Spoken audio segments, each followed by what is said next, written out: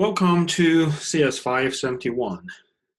So in today's lecture, we're going to discuss the very last topic of this semester, which is file system interfaces, file system abstractions, file system interfaces, as well as file system internal implementations.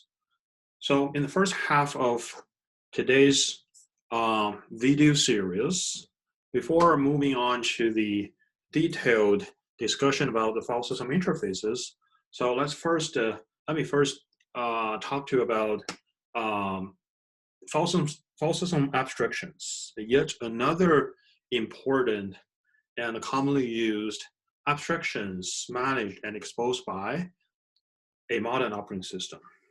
Okay, file system abstractions and the file abstractions. Okay, so the question is, what exactly a file? So you can think of a file as a physical collection of or array of digital or binary data in terms of bytes, bits and bytes, okay? And within the file or within a hard disk drive, a secondary block storage, the ranges of the bytes can be read or written, okay? So this is the kind of the informal definition of the file abstraction. It's just a collection, an array of bytes. And what is a file system? Well, a file system just consists of many files. The file system includes many files, and also together with the important metadata, the bookkeeping information, which are used by operating system to manage those files included and covered by a file system. And the file system could be dumped and stored and saved in the form of a file system image. Okay? So you can kind of think of a file system as a collection of many files together with its indexing data structure and critical metadata information. Okay? And so the users and the managers of the file systems are human as users and operating system as the managers, right? So in order to manage the files in the context of file systems, you need to expose file names within the file system, right? So file names are used by the program so that the program can choose and identify and locate the right one to work with. And there are multiple different file names under different levels of abstraction, different abstraction levels. Okay, so at the very low level, there's this file name, which is called inode name. Okay, so the inode name is the lowest level file name abstraction, which is only understood by the low level operating system, the system software. Okay, so relative the highest level, there's this human readable, human understandable file names, which is path, right? So a path is basically concatenation of multiple directories. Okay.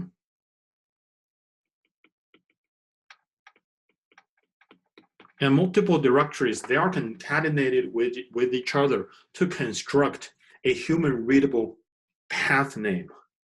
Okay, so this is the second level of name abstraction.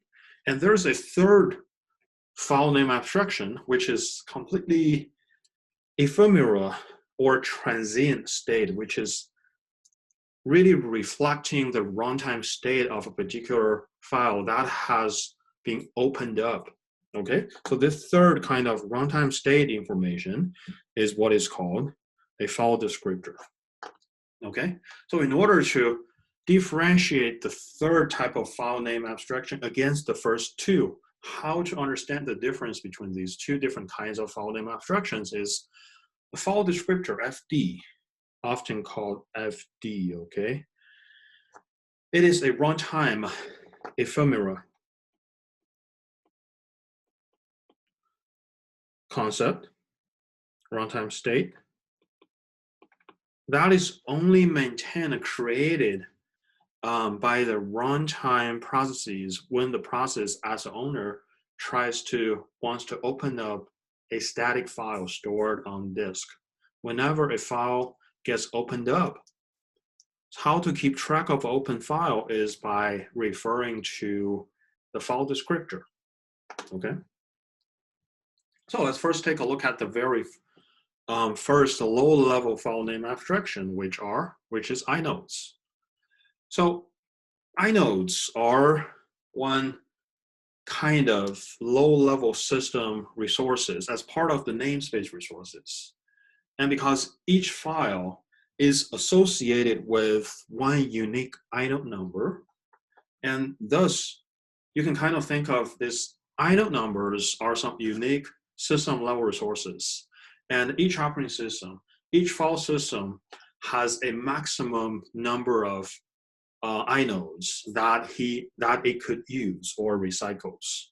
And whenever a file gets deleted, the inode numbers associated with that deleted file can be put back into this inode pool, which could be recycled and reused.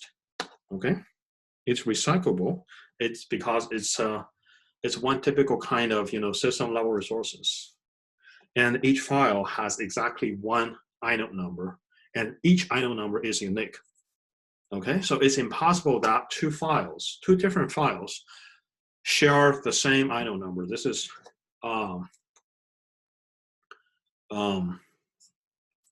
impossible. Okay. So in order to display the inode number, you can use this command line 2, which is called stat. Okay.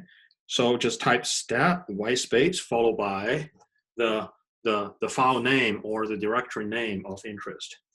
Okay. So in this slide, it shows an example of how to use stat to display the detailed file level information. Okay, so if you type stat for an example file, which is called test.data, right? So it will show the size of the file. It will show the total number of blocks included by this particular file. It also shows the configurable IO block, which is the disk sector size, the disk sector granularity, which is 4 KB or 4096 in this example, okay? And it shows this is a regular file. And the most important information that is shown over here is the inode number, which is highlighted using this red color. So it's this long digit number, okay? And this information links. It shows how many soft link, hard links that are linked to this particular file, okay? Which is kind of out of the scope for today's lecture. But if I get a chance, I'd like to show you a demo how to create soft link and hard link for a particular file of interest. So besides this information, it's also show the corresponding timestamps information. For example, the access time spent. When is the last time this file gets accessed, okay? Access time spent. And the modified timestamp. When was the last time this particular file gets modified? And corresponding has a change timestamp as shown over here. Okay, these kind of basic statistics corresponding with this particular file named test.data. Okay. So moving on to the second kind of name, which is some high-level user, human readable, human understandable file names, which is the path or multiple directories, as I've just mentioned in previous slides. A path consists of multiple directories, and each and every directory is also a file, okay? So under a file, let's say under a Linux or a Unix file systems, everything stored within the file system is a file, no matter whether we're talking about the regular plain data file, right? The executable, the binary, the text file, the Word documents, so on and so forth, music, MP3, those kind of files, random files. They are files, but the directory, the folder, often it's called dir in short, or you can call it folder. All these, they are files as well, okay? So, because it's a file, it has its own unique inode number allocated by the operating system, okay? So each directory as a file is also associated with an inode number. An inode, it uses an inode data structure to keep track of the basic runtime statistics associated with that particular file, whether it's a directory or it's a regular data file, okay? And a path is a concatenation of multiple directories from the root directory to the bottom leaf directories. It contains a list of user readable names together with the low-level names pairs, okay? So let me show you an example about how exactly a directory tree looks like, hierarchical directory tree looks like. So in this example, I've shown on the right-hand side of the slide. So at the top level, so here we're basically looking at this root directory, which is represented simply using this symbol slash, okay? So this is represented with, so this is the root directory. Okay, so under root directory, it contains two subdirectories. So as you can see, this is kind of like a binary tree, right? So, but it doesn't necessarily mean this is a binary tree. The root directory can contain more than a dozen multiple subdirectories. In this particular example, it's a just simplified example, which shows two subdirectories, foo and bar, okay? And under foo, it contains one data file, the plain text file, which is called bar.txt. And if you take a look at the right branch, the bar subdirectory, and the bar subdirectory further contains two more subdirectories, which is called bar and foo, okay? So under the subdirectory foo, it contains another data file, which is called bar.txt, okay? So here, each directory is represented using a pair of the user readable high-level name together with the low-level inode number, okay? If you take a look at this left example, its high-level name is foo as a string, and it has its corresponding inode number, which is 10, okay? And similarly for this right branch, its high-level name is bar, and it has a low-level inode number, which is a low-level name, which is 12, okay? So to get access to a file, in this case, which is the bottom, the leaf node of this hierarchy, which is bar.txt, okay? Leaf node. So you need to traverse from the very top all the way to the bottom, from the root directory to its first subdirectory, which is bar, and then to its second subdirectory, which is under the subdirectory bar. And then you can identify and locate the exact data file of interest, okay? So you need to traverse basically this whole path.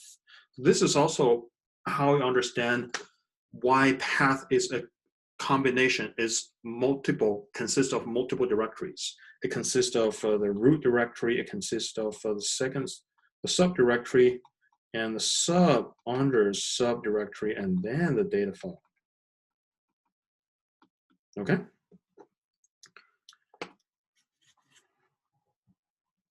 So file naming. The third kind of user readable name. So in this example, it shows some name convention, okay? So assume we're looking at a Linux or Unix-like operating systems. each subdirectory or each directory basically represent a unique and a kind of independent namespace. So how to understand this is you can think of multiple namespace. They could overlap with each other. Their names contained in each namespace, all the name identifiers, all the name IDs contained by a subdirectory, they could overlap. They don't have to be unique.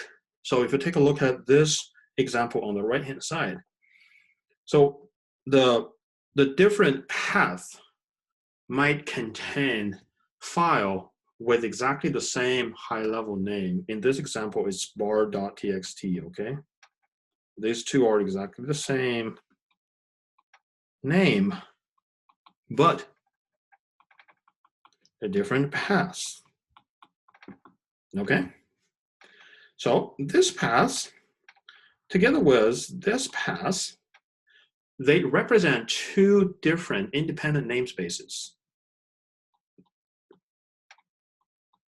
Namespace 1, namespace 2, okay? So directories and files, they could have the same name as long as they're in the different locations, okay? All the file system hierarchical directory tree.